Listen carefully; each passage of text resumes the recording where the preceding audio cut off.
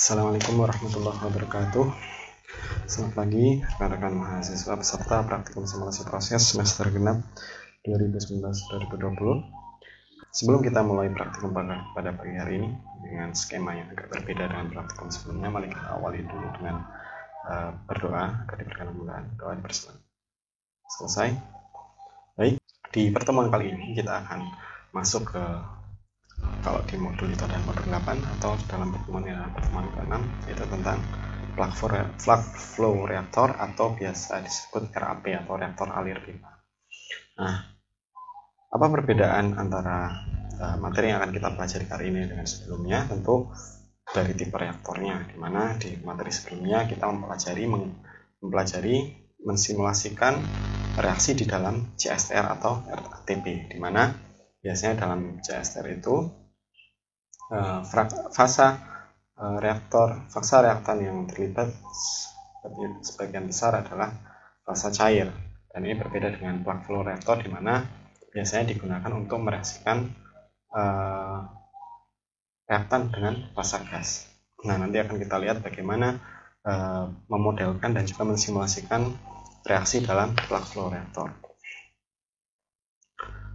Nah, tentu sebelum kita masuk ke simulasi, kita perlu review terlebih dahulu sedikit tentang apa itu plug flow reaktor atau biasa kita sebut RAP. Nah, kita tentu harus merujuk ke materi yang kita pelajari di mata kuliah lain, yaitu di perancangan reaktor.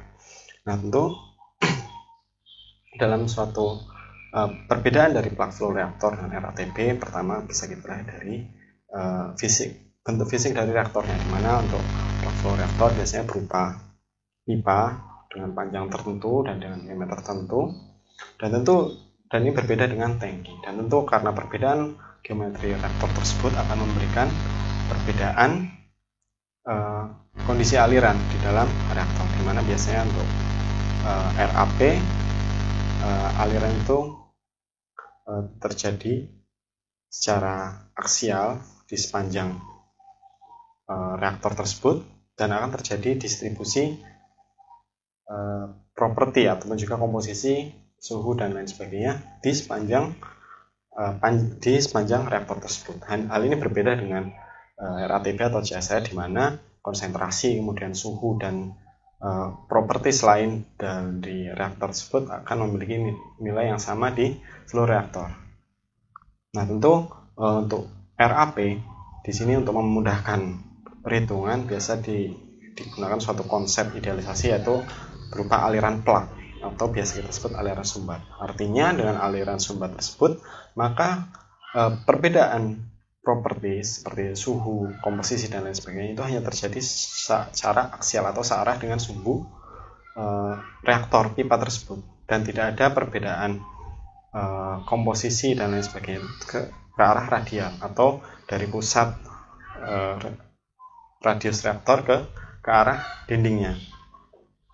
Itu yang membedakan tipe aliran untuk RAP dan RATP. Dan tentu perbedaan tipe aliran ini akan memberikan perbedaan dari persamaan desain yang akan kita gunakan dalam mensimulasikan ataupun juga memodelkan RAP.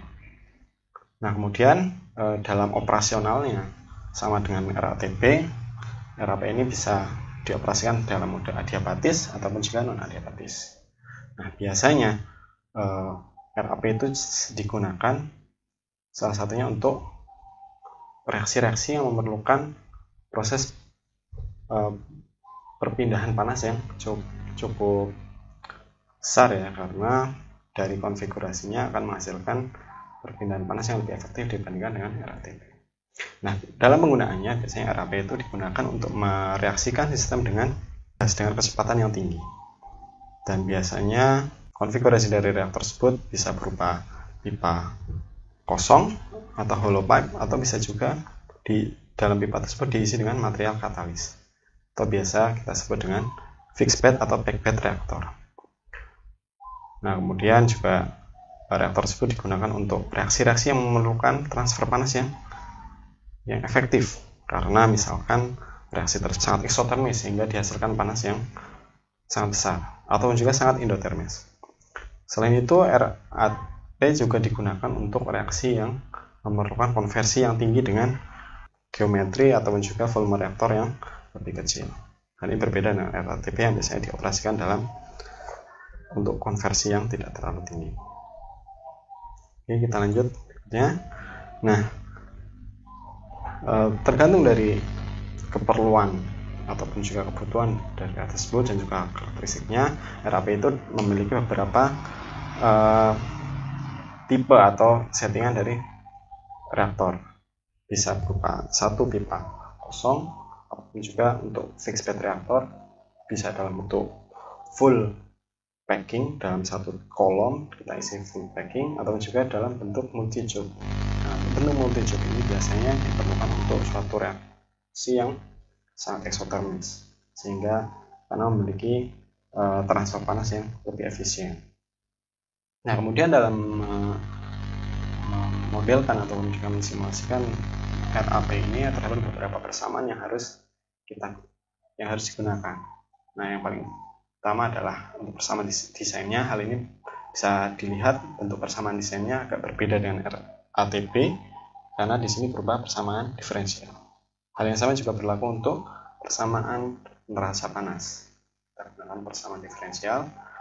Nah, ini bisa kalian rujuk di buku perancangan reaktor. Nah, yang terakhir adalah persamaan untuk pressure drop. Nah, untuk pressure drop, persamaan yang digunakan tergantung dari konfigurasi reaktor yang kita gunakan. Jika kita gunakan reaktor berupa pipa kosong, maka kita bisa menggunakan persamaan pressure drop untuk menghitung pressure drop di dalam pipa, di mana di situ ada faktor F yang merupakan faktor gesekan di dalam pipa. Nah, adapun untuk fixed bed reaktor atau RAP dengan bahan isian katalis, maka bisa kita gunakan persamaan-persamaan, salah satunya persamaan Ergun, di mana di sini dipertimbangkan ada berupa aliran dalam media berpori, sehingga di sini ada faktor P yang merupakan faktor fraksi volume pori di dalam packing reaktor tersebut. Nah, persamaan-persamaan ini yang nantinya akan digunakan untuk menghitung baik itu komposisi, suhu, dan juga tekanan, distribusi tekanan di sepanjang reaktor. Nah, kemudian untuk mensimulasikan RAP ataupun juga plug flow reaktor, maka seperti langkah-langkahnya hampir sama dengan langkah dalam mensimulasikan RATP, di mana yang pertama tentu kita inputkan komponen dan juga fluid package, komponen yang terlibat dalam proses ataupun dalam reaksi, dan kita masukkan model kinetik dari reaksi tersebut, di mana dua variabel ini kita masukkan di simulation based manager. Kemudian setelah kita masukkan kedua parameter tersebut, maka kita bisa masuk ke simulation environment untuk membuat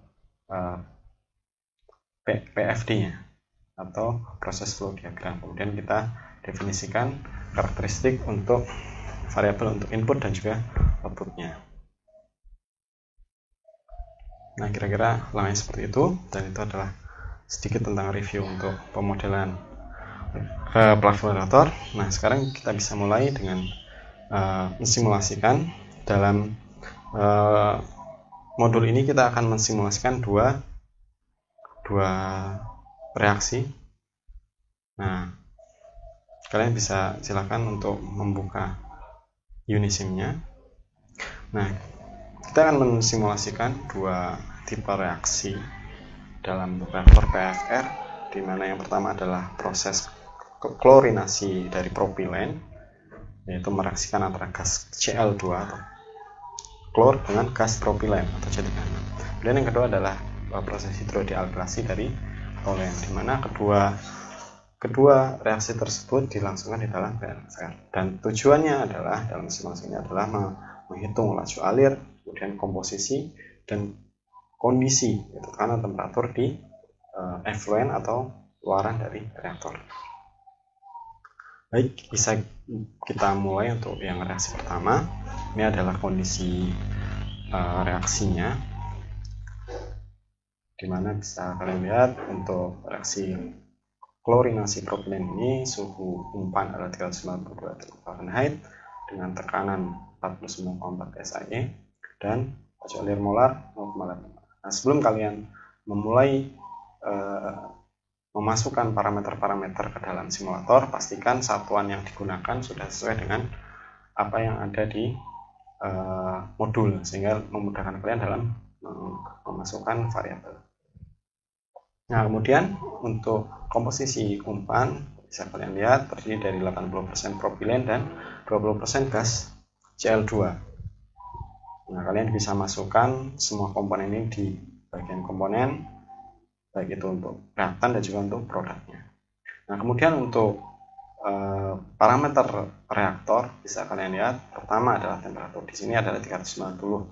Nah, 390 ini adalah berbeda dengan RATB, di mana ketika kita masukkan satu variabel reaktor yaitu temperatur, maka diasumsikan temperatur itu sama untuk seluruh reaktor.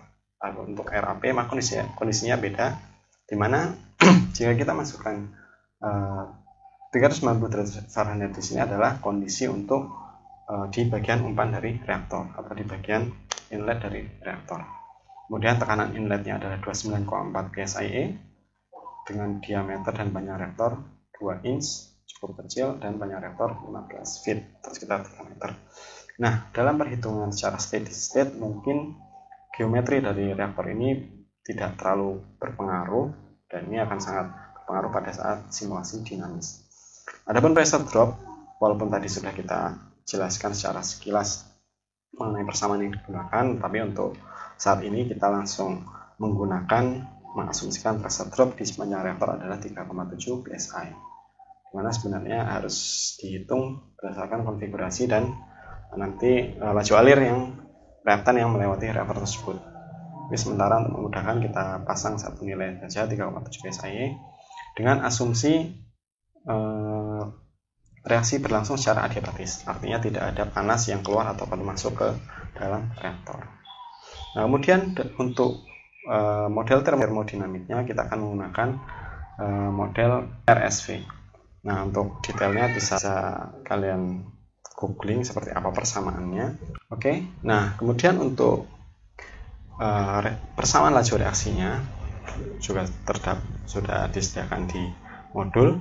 Jadi reaksi klorinasi propilen ini merupakan reaksi paralel, di mana ketika kita mereaksikan C36 atau propilen dengan gas Cl2, maka akan terjadi dua reaksi secara bersamaan. Yang pertama adalah reaksi yang membentuk alil klorida, di mana ikatan rangkapnya tidak putus, tetapi satu atom H yang berikatan dengan C primer ini digantikan oleh Cl, dan kemudian dihasilkan produk berupa HCl. Ini adalah reaksi yang pertama dengan persamaan laju reaksi seperti ditunjukkan di modul, di mana ini adalah suatu reaksi satu arah, diasumsikan satu arah berupa dengan orde terhadap masing-masing reaktan adalah orde 1, dan bisa kalian lihat basis dalam perhitungan kinetika ini adalah menggunakan tekanan parsial. Nah, ini jangan sampai salah dalam nanti penentuan kinetiknya. Nah, kemudian untuk persamaan lajunya bisa kalian lihat ini 2,06 kali 10⁻5 adalah A atau faktor frekuensi dari Arrhenius. Kemudian energi aktivasinya adalah 27.200 dengan satuan von mol per feet pangkat 3 per jam. R adalah konstanta gas ideal, dan T adalah suhu dari untuk reaksi. Ini adalah perhitungan untuk K dengan Arrhenius, dan C3 dan Cl2 adalah tekanan parsial untuk masing-masing reaktan. Kemudian reaksi yang kedua yang terjadi adalah pembentukan 1,2 dikloropropan. Artinya dalam reaksi ini ikatan rangkap antara C sekunder ini diputus, dan atom ikatan ini digantikan oleh masing-masing berikatan dengan masing-masing Cl yang ada di sini. Nah, ini adalah reaksi yang kedua dengan sama laju reaksi ditunjukkan di bawah ini. Sama dengan reaksi pertama, reaksi ini berupa reaksi satu arah dengan OD1 untuk masing-masing reaktannya. Oke, nah bisa kalian mulai untuk memodelkannya. Nah, kita buka Unisim Design. Oke, selanjutnya bisa kita tambahkan komponen-komponen yang terlibat dalam reaksi. Yang pertama adalah propilen.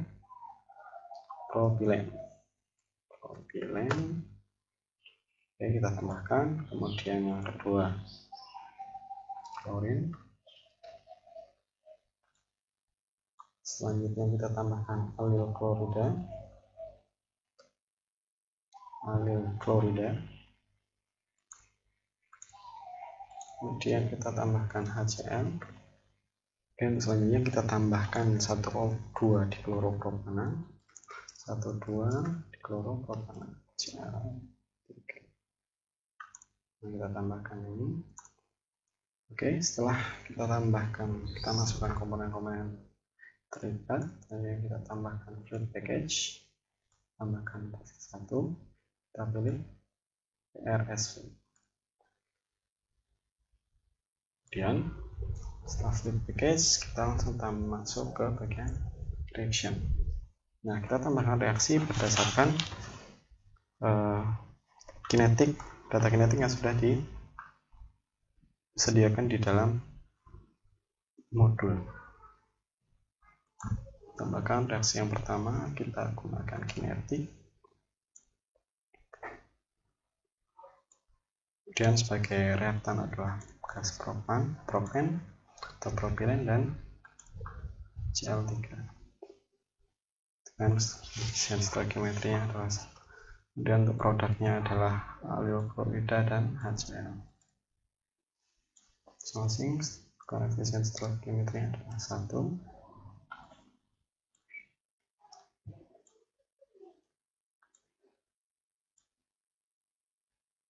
Nah, kemudian untuk kode reaksinya adalah 1. Oke, sini sudah pastikan 0, berarti sudah betul. Nah, kemudian sebenarnya kita bisa lihat reaksinya adalah delta H reaksinya adalah negatif, artinya reaksi ini berlangsung secara eksotermis. Dan untuk basisnya kita gunakan tekanan parsial dengan basis adalah Cl. Bisa kalian lihat untuk perhitungan konversinya kita menggunakan basis gas klor. Kemudian reaksinya berlangsung dalam fase gas. Oke, kemudian untuk partial pressure-nya adalah atmosfer dan rate unitnya adalah pound mol per feet 3%. Dan untuk parameternya bisa kita masukkan di sini 2,06 kali 10⁻⁵, dan energi aktivasinya adalah 27.200. Kemudian kita kosongkan yang lain karena ini hanya reaksi satu arah, maka kita hanya isi data untuk forward reaction. Oke, kemudian kita tambahkan lagi reaksi yang kedua, gas propilen, Cl2, dan kemudian untuk koefisien stoichiometrinya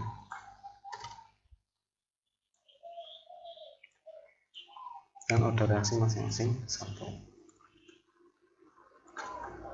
Dan sama dengan tadi, pakai pressure, parsial, kemudian reaksi pada fase gas.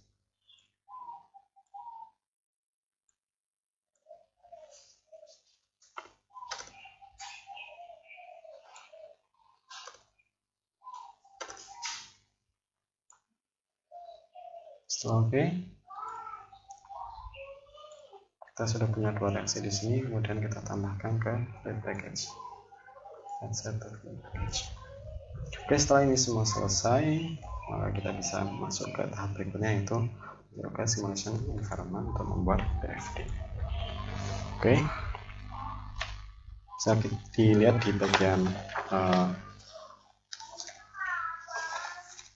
bagian di modul halaman 6. Saya dilihat di situ untuk pertama kita pasang dulu valve-nya, terserah ini untuk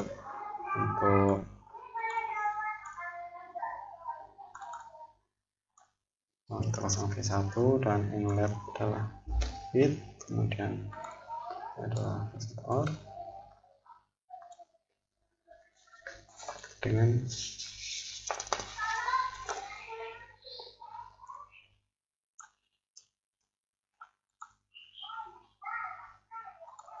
kemudian untuk valve 2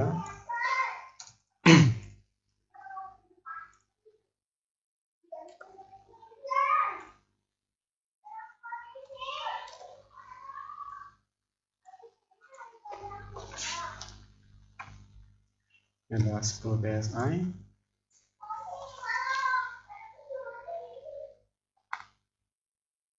Nah, selanjutnya kita masukkan reaktor alir kita pilih yang plug flow reaktor.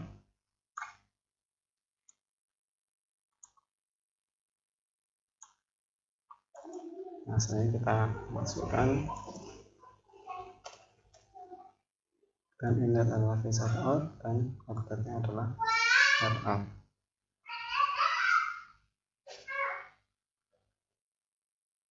Kemudian untuk dalam reaksi ini kita akan melihat reaksinya akan direaksikan dalam kondisi adiabatis. Namun untuk melihat bagaimana kira-kira jika reaksi ini dijalankan dengan non adiabatis atau juga isotermal, maka untuk itu bisa kita tambahkan panas reaksi di sini.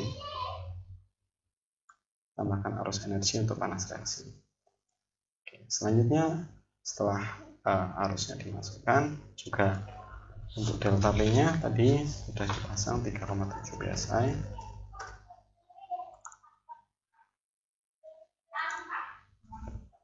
Dan kita tambahkan global reaction set.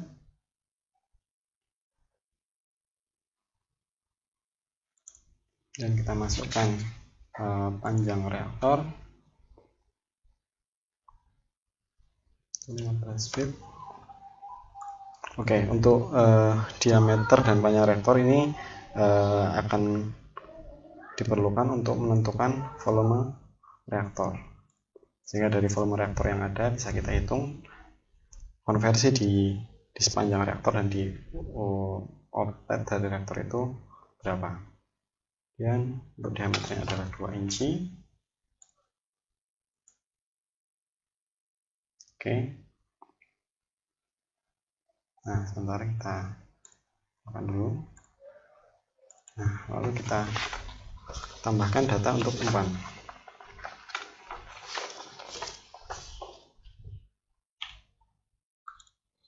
Dengan suhu 392 dan tekanan 49,4, Joule molar 0,85 jam. Kemudian komposisi 0,8, 0,2. Oke. Nah, selanjutnya bisa kita set di sini frame-nya. Kemudian untuk kondisi adiabatis bisa kita set untuk panasnya adalah 0 atau heat flow-nya adalah 0. Kita bisa set di sini, set. Nah, kita peroleh sekarang reaktornya sudah bisa berjalan simulasinya. Nah, untuk memperlihatkan hasil dari simulasi bisa kita tambahkan tabel di sini, ataupun bisa kita akses dari menu reaktor, menu PFR. Nah, bisa kita lihat hasilnya di bagian result, reaction result. Nah, di sini bisa kita lihat untuk konversi reaksi pertama adalah sekitar 27% dan konversi reaksi kedua adalah 29,3%. Nah, bisa kita lihat bahwa reaksi ini berjalan secara hampir seimbang ya, artinya antara reaksi 1 dan reaksi 2 konversinya hampir sama. Nah, adapun dalam aktualnya bisa jadi kita lebih memprioritaskan reaksi pertama misalkan, sehingga selektivitas untuk reaksi pertama harus lebih tinggi dibandingkan selektivitas dari reaksi kedua. Nah, ini sangat tergantung dari produk mana yang akan dihasilkan dari reaktor tersebut. Misalkan reaksi pertama sebagai reaksi utama dan reaksi kedua sebagai reaksi samping, tentu kita akan lebih memilih agar konversi dari reaksi pertama itu lebih besar dibandingkan konversi dari reaksi kedua. Nah, itu bisa kita lakukan dengan cara mengubah atau mengoptimalkan kondisi operasi dari reaktor tersebut. Misalkan dengan kita ubah suhunya ataupun juga tekanannya ataupun juga kondisi umpannya. Nah, untuk saat ini kita asumsikan reaksi ini berjalan secara adiabatis. Nah, teman-teman bisa coba simulasikan bagaimana jika reaksi ini kita jalankan secara non adiabatis. Misalkan kita buat suhunya itu konstan seperti suhu umpan misalkan, atau kondisi isotermal, ataupun pada suhu yang berbeda. Nah, kita bisa melihat faktor atau pengaruh dari perbedaan suhu umpan dan juga suhu reaksi itu terhadap konversinya, dan nanti tergantung dari reaksi mana yang akan kita prioritaskan, tentu itu yang akan jadi target dalam optimasi. Nah, oke. Bisa kita tampilkan untuk kondisi yang adiabatis seperti ini, konversi 26,2, konversi reaksi kedua 29,3%. Nah, bisa kita ubah-ubah kondisi operasi reaksi. Misalkan bagaimana jika kondisi reaksi ini kita jalankan secara isotermal. Nah, kita bisa ganti di worksheet, GR yang kita kosongkan, kemudian kita set suhu dari luaran reaktor itu 390,6.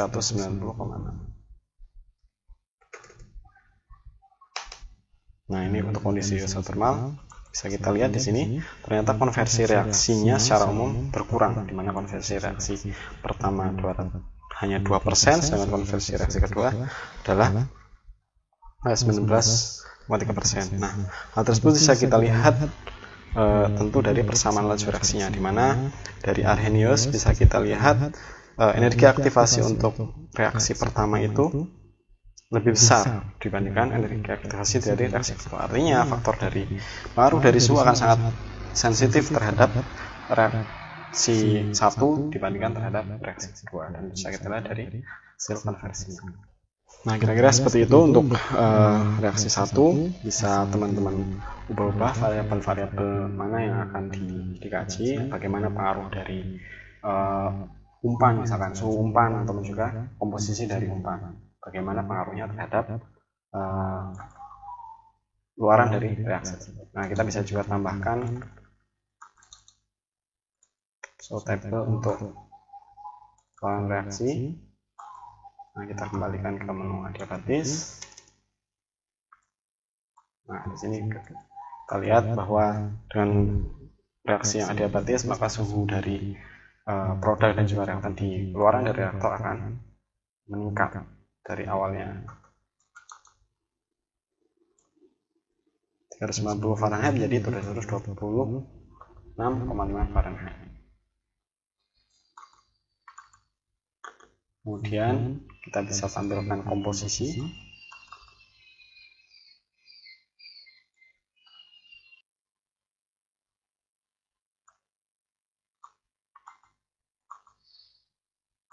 Nah, ini untuk luaran reaktor, di mana ternyata dengan kondisi adiabatis, karena konversi dari reaksi cukup kecil, maka komposisi reaktan di luaran reaktor masih cukup besar, yaitu 0,73 fraksi mol.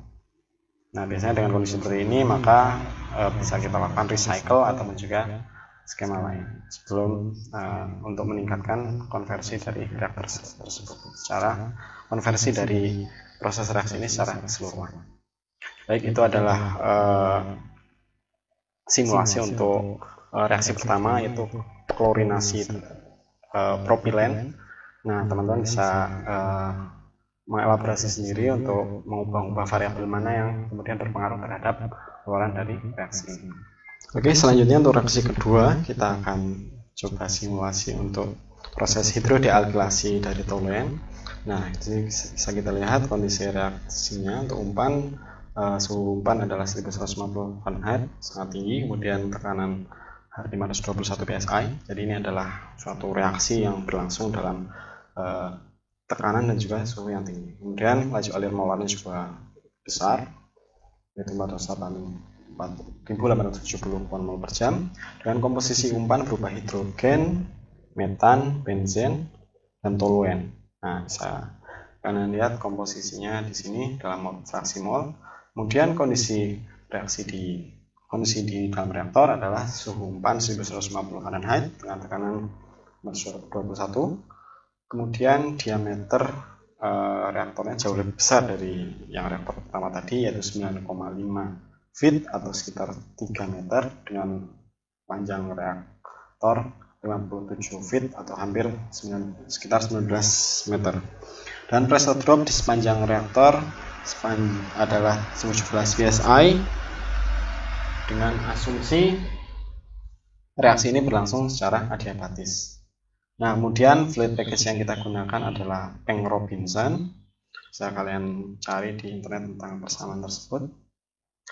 Nah, kemudian proses hidrodealkilasi ini berlangsung secara seri. Kalau yang reaksi pertama tadi adalah reaksi paralel, di mana reaktan itu menghasilkan dua produk secara bersamaan, dan reaksi ini adalah reaksi yang berlangsung secara seri, di mana reaktan yang masuk ke dalam reaktor berupa toluen, hidrogen, dan juga sisa-sisa dan juga beberapa fraksi produk yang ada, kemudian bereaksi melalui reaksi pertama menghasilkan benzen dan metana.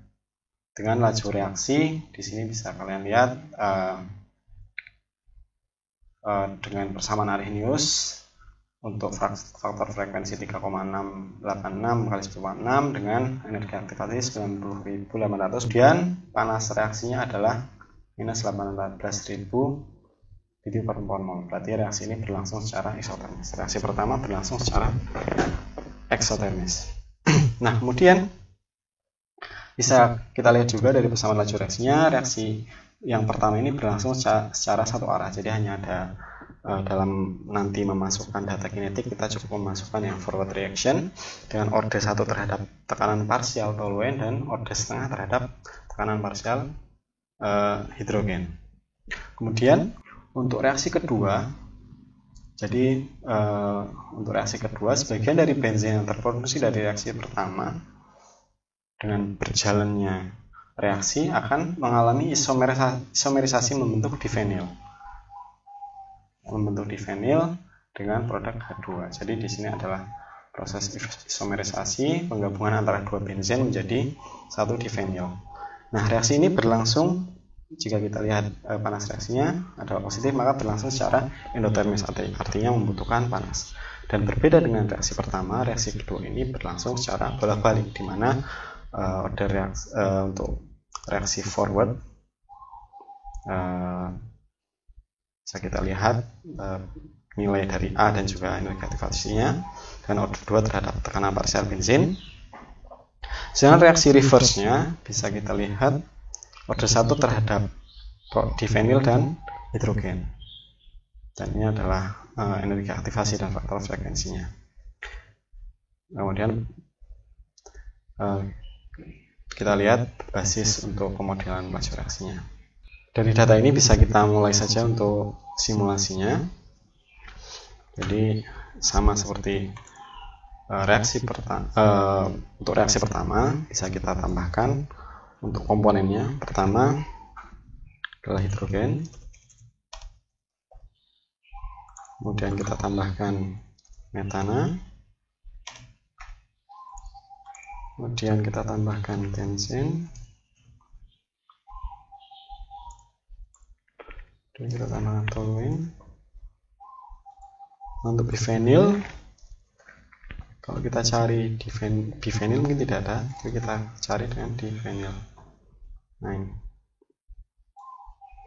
Nah, setelah kita masukkan komponennya, kemudian masuk ke bagian fluid package, kita gunakan Bank Robinson.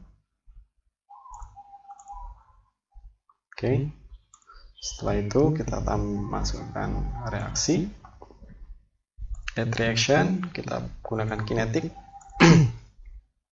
Nah, untuk reaksi pertama di situ berupa forward reaction, di mana reaksi ini adalah antara benzen dan juga toluen. Kemudian koefisien stoikiometrinya masing-masing 1. Untuk produknya kita tambahkan terlebih dahulu benzen dan metan. Kita tambahkan koefisien stoikiometri dengan order reaksi 1 terhadap benzen dan setengah terhadap toluen. Nah, kita pastikan balance-nya sudah 0, oke. Kemudian basisnya kita gunakan tekanan parsial. Kemudian yang menjadi basis adalah toluen. Kemudian tekan PSIe, dan ini untuk rate units, perhatikan pound per menit. Untuk parameternya faktor frekuensi 3,686 10,6. Kemudian energi aktivasinya adalah 90.800. Oke, sudah. Setelah itu kita masukkan reaksi yang kedua. Reaksi kedua adalah antara bensin yang dihasilkan vinil dan hidrogen. Kita masukkan koefisien stoikiometri. Order reaksinya untuk forward order adalah 2 terhadap bensin, dan untuk reverse order masing-masing 1 untuk divinil dan hidrogen. Oke, kita pastikan balas 0. Kemudian basisnya kita gunakan tekanan parsial bensin pada kondisi pressure, pada kondisi vapor phase. Kemudian reaksi. Untuk forward reaction kita masukkan masing-masing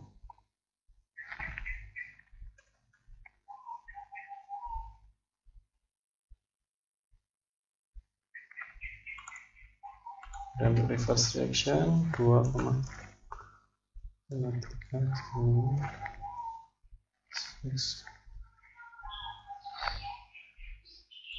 kemudian energi aktivasinya 90.800. Oke, setelah semua bersama laju reaksi kita masukkan, kita tambahkan ke fluid package. Setelah itu kita bisa masuk ke PFD-nya. Nah, di sini PFD-nya lebih simpel ya.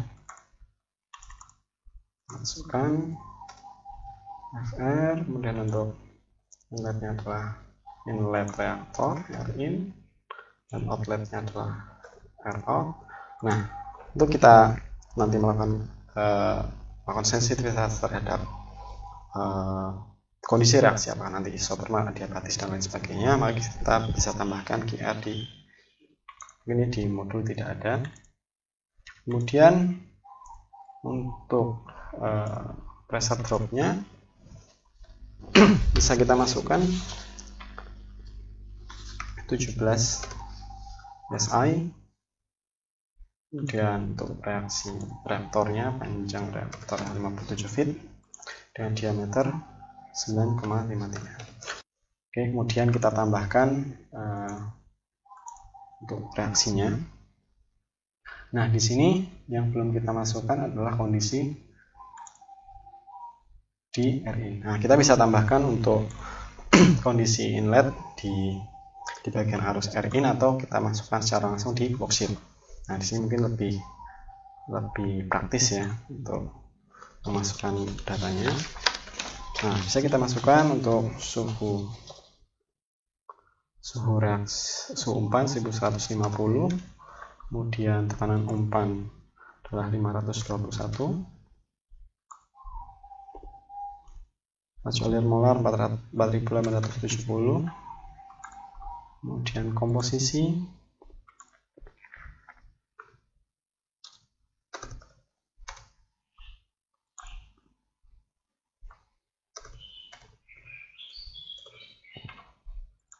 Nah, jika ada yang menanyakan kenapa komposisi ini bisa muncul secara berupa angka yang tidak bulat ya, karena jika kalian lihat proses hidrodealkilasi toluene ini merupakan proses yang nantinya akan kita kaji di integrasi sistem di bagian akhir dari modul ini.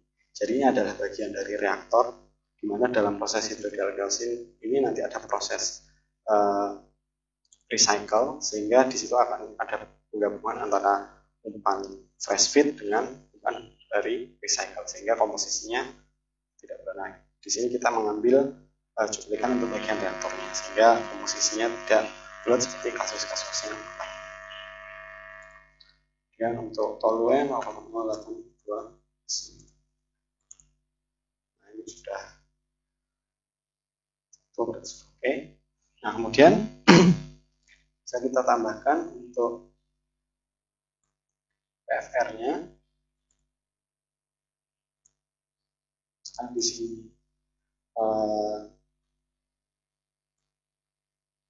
stasiun yang kita masukkan. Nah, untuk kondisi adiabatis bisa kita asumsikan heat flow dari reaktor itu sama. Jadi kita masukkan di sini. Nah, bisa kita peroleh hasilnya seperti ini. Ini adalah kondisi outlet dari reaktor.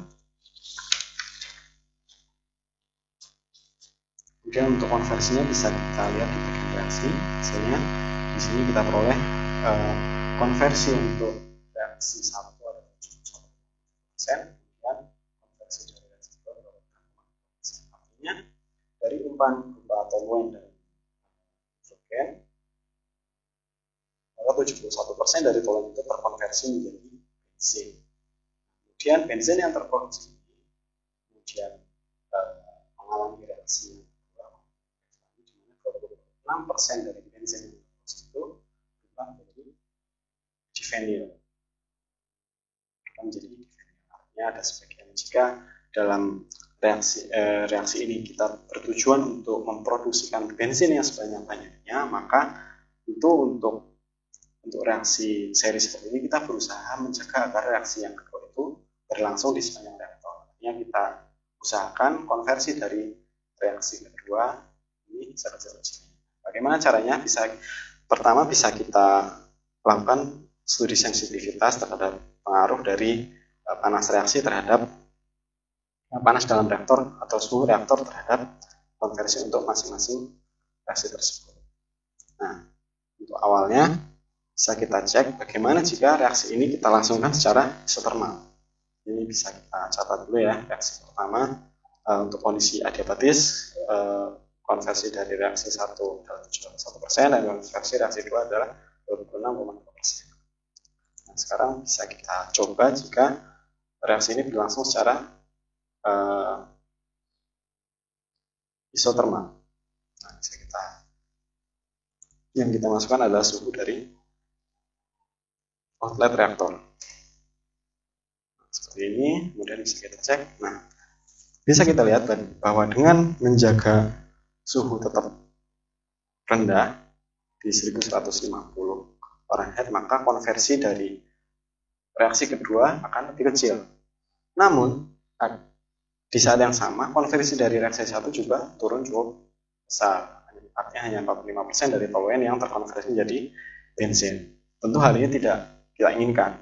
Artinya di sini perlu kita lakukan optimasi pada suhu mana di mana kita menghasilkan produk bensin yang paling besar, tetapi di saat yang sama bensin yang terkonversi menjadi divenil juga buat sekecil-kecil. Nah, itu ada beberapa faktor tentu yang akan mempengaruhi berapa konversi optimum yang ingin kita dapatkan. Dan itu salah satunya adalah harga produk, kemudian biaya pemisahan antara produk dan juga produk utama dan juga produk samping, dan juga tentu saja ongkos dari biaya operasi untuk kondisi suhu yang berbeda. Misalkan secara perhitungan simulasi, reaksi ini akan sangat efisien atau efektif berlangsung pada suhu tinggi, misalkan 2000 Fahrenheit. Namun apakah pada kondisi tersebut alat yang kita punya, reaktor yang kita punya mampu menjalankan reaksi, atau juga untuk menghasilkan panas dengan yang sangat besar seperti itu. Apakah utilitas kita efisien untuk hasil amal tersebut atau malah jadinya boros? Itu tentu diperlukan optimasi. Tapi jika kita hanya mengkaji dari segi reaksi, malah bisa kita cek bagaimana efek dari variabel-variabel reaksi yang kemudian akan mempengaruhi konversi dari reaksi tersebut. Unisim telah menyediakan tools yang memudahkan kita dalam melakukan studi sensitivitas. Di sini kita akan coba melihat bagaimana pengaruh dari kondisi operasi reaksi, yaitu kondisi non-isotermal, kondisi isotermal, kondisi adiabatis, ataupun non-isotermal adiabatis terhadap hasil simulasi.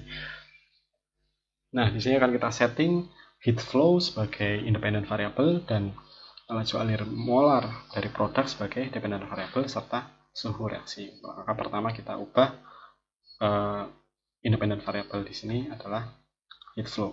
Kita sebagai base case kita pilih untuk adiabatis, maka kita set 0. Setelah itu kita akan menggunakan tools yaitu data2. Nah, di sini kita akan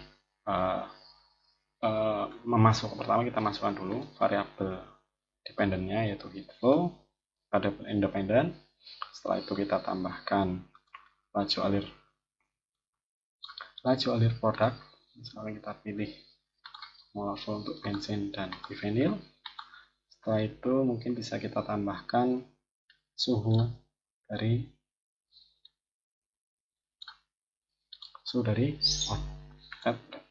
reaktor. Oke, kita sudah punya 4 variabel. Selanjutnya kita masuk ke data recorder. Kemudian kita tambahkan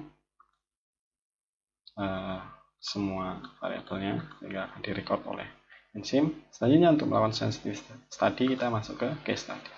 Pertama kita tambahkan dulu case study, kemudian kita set heat flow sebagai independent variable dan variabel lain sebagai dependent variable. Oke, setelah kita tambahkan, kita pilih view untuk melihat. Nah, pertama kita harus set batas atas dan batas bawah dari variabel independent. Misalkan kita pilih IR atau heat flow dari minus 10, artinya panas kita ambil sebanyak 10 mMPT per jam. Batas atasnya adalah 10 mMPT per jam.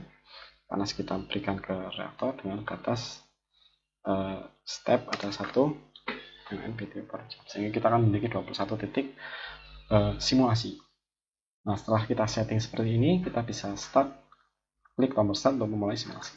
Maka Unisim akan melakukan simulasi untuk semua kondisi operasi tersebut. Oke.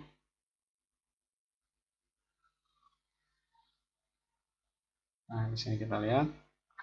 Nah, selanjutnya setelah simulasi ini selesai, kita bisa lihat di result. Nah, ini adalah hasil dari simulasinya. Kita bisa lihat bagaimana pengaruh dari laju alir panas terhadap laju alir produk utama yaitu bensin dan bifenil. Kita juga bisa lihat secara tabel.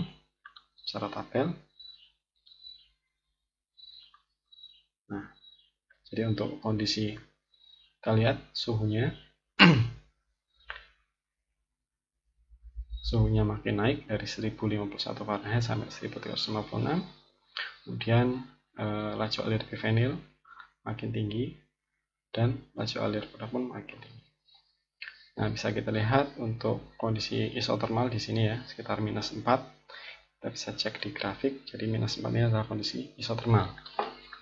Nah, bisa kita lihat dari profil ini bahwa dengan kenaikan suhu ataupun misalkan pada kondisi adiabatis, pada kenaikan suhu, maka bisa kita lihat bahwa laju alir produk utama kita makin naik. Namun di saat yang sama, laju alir produk samping pun naik. Nah, nanti di sini perlu kita lakukan optimasi, artinya pada suhu berapakah yang akan memberikan